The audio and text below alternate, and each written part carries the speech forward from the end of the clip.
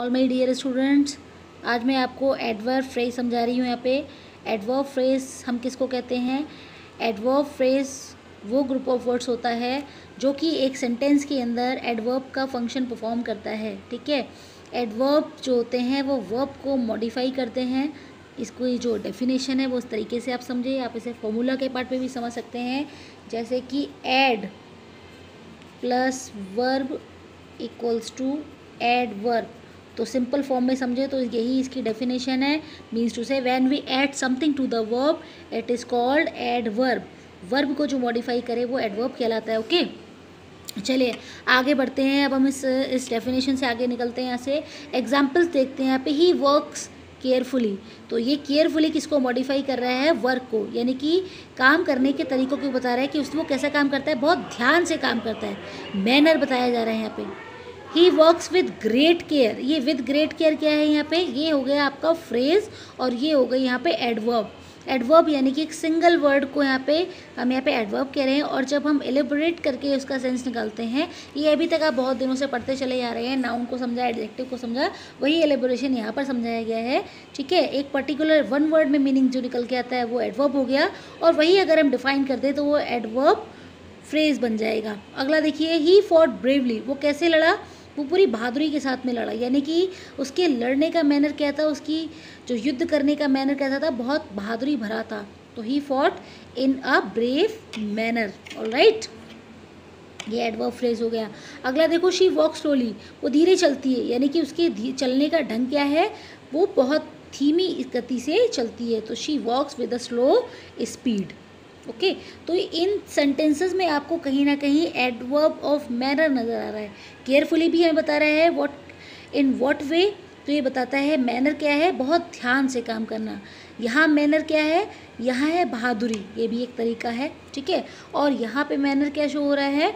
यहाँ पर गति को शो किया जा रहा है, यानी कि यहाँ पे स्पीड को इंडिकेट किया जा रहा है। तो तीनों की तीनों चीज़ें मैंने आपको यहाँ समझा दी। आगे देखिए, you can see that the second sentence यानी कि be in each of the three pairs above replace the adverb in the first sentence and a group of words. आप देख ही सकते हैं कि पहले स्टार्टिंग में एक एडवर्ब का एग्जाम्पल है और दूसरे ही एग्जाम्पल में उन्होंने फ्रेज को डिफाइन कर दिया, यानी कि एडवर्ब वन वर्ड है और फ्रेज कुछ और ग्रुप ऑफ वर्ड्स मिला के फ्रेज उन्होंने यहाँ पे बता दिए। तो यही उसको थोड़ा डिफाइन कर रहे हैं। ऑलराइट, अब आपके सामने एक चार्ट दिया हुआ, चार्ट में क्या दिया हुआ है? Now note the following adverbs and adverb phrases, यानी कि देखो नाउ एडवर्ब है और इसको हमने फ्रेज बनाया तो एट दिस टाइम। नाउ का मतलब अब का मतलब क्या है? बिल्कुल इसी समय पर। सून एडवर्ब है, जल्दी। सून का मतलब क्या है? इन अ शॉर्ट वाइल। आप इसे ध्यान रखिए, ये एडवर्ब से हैं, तो आप इनके मीनिंग को, आप इन फ्रेजेस को थोड़ा याद कर लें, जिससे कि जब आप चेंज करने बैठेंगे, इन द सेंस जब आप सेंटेंस को यहाँ पर एडवर्ब को एडवर्ब फ्रेज में कन्वर्ट करने बैठेंगे तो वहाँ पर आपको दिक्कत नहीं आएगी। आप 2 से 3 बार भी अगर पढ़ते हैं तो चीज़ें आपको ऑटोमेटिकली क्लियर होना शुरू हो जाती है। चलिए आज आप देखिए, यहाँ पर हमने यहाँ पे आपको बताना है कि ये देखिए, इसमें उन्होंने हमसे ये पूछा है, underline the adverb phrases in the following sentences. आपको इन सेंटेंसेस में एडवर्ब फ्रेज को अंडरलाइन करना है। चलो हम देखते हैं पहले यहाँ पे। तो the accident took place at this spot. At this spot यानी कि ये क्या इंडिकेट कर रहा है? ये पर्टिकुलर प्लेस को डिफाइन कर रहा है। घटना घटी, दुर्घटना हुई, किस जगह पर? इस पर्टिकुलर जगह पर दुर्घटना घटी। तो ये एडवर्ब ऑफ प्लेस हो गया। कई तरीके के होते हैं adverb, adverb of time, adverb of manner, adverb of place. ठीक है, और भी कई सारे टाइप्स होते हैं, लेकिन बेसिकली आपको इन 3 के बारे में मालूम होना चाहिए, ये सब चीज़ें हैं। फिर देखिए, she dance in a beautiful manner. Question बनेगा हाउ, किसमें क्वेश्चन निकल के आएगा? हाउ। ठीक है, यहाँ पे क्वेश्चन क्या बन के आ रहा है? वेयर। तो हाउ का मतलब क्या हो गया? मैनर। तो हम क्या कहेंगे? शी डांस्ड इन, ये तो बात नहीं होगी, इसका मैनर क्या है? She danced in a beautiful manner. तरीका क्या है? इन अ ब्यूटीफुल मैनर। आप पूरा ऐसे समझ लीजिए इस चीज़ को।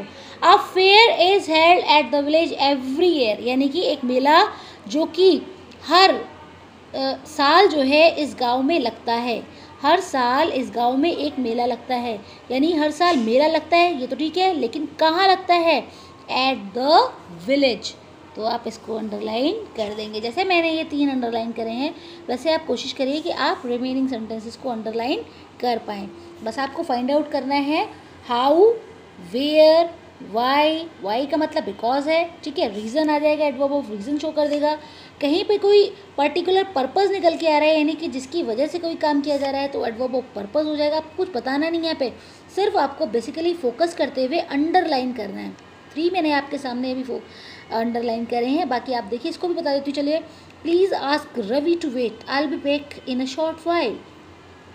प्लीज़ रवि से बोलो वेट करने के लिए, मैं अभी कुछ समय में वापस आती हूँ। तो इन अ शॉर्ट वाइल का मतलब अभी आप लोगों ने देखा, पीछे टर्न करके देखते हैं पेज, उसका क्या हम बनता है सून।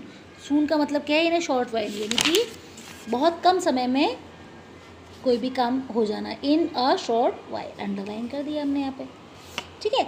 तो एज सिंपल इज़ दैट, जितना आप इजीली, कन्वीनियंट, कोजी होकर और रिलैक्स्ड माइंड से पढ़ेंगे उतनी वो चीज़ें आपको क्लियर हो जाएंगी। अब देखिए मैंने आपके सामने 4 अंडरलाइन करे, रिमेनिंग आप अंडरलाइन करेंगे। चलिए ये आप बुक में ही करेंगे, इसमें ऐसा सच कुछ भी और बताने वाला करने वाला नहीं है, ठीक है। अब उसके बाद आप क्या करेंगे, replace the coloured adverbs with adverb phrases in the following. इस जो एक्सरसाइज की फ़ोटोकॉपी मैं आपको यहाँ से सेंड कर दूँगी, तो ये आप एज इट इज़ अपनी बुक में कर लीजिएगा। ये सब कुछ बहुत बहुत सिंपल है। और जब हमारा ये चैप्टर ओवर हो जाएगा तो आप सभी लोगों को एक वर्कशीट प्रोवाइड करी गई है, उस वर्कशीट को आप खुद से सॉल्व करेंगे और उस वर्कशीट के पेज को आप कंप्लीट करके आप मुझे वो वर्क सेंड करेंगे। वो आपका अपना टास्क है। इस चैप्टर के कंप्लीट होने के बाद वो वर्कशीट आपको खुद से सॉल्व कर, यहाँ बुक में मैं सॉल्व करवा देती हूँ लेकिन आपको वर्कशीट में खुद से सॉल्व करना। चलिए आज की वीडियो में बस इतना ही।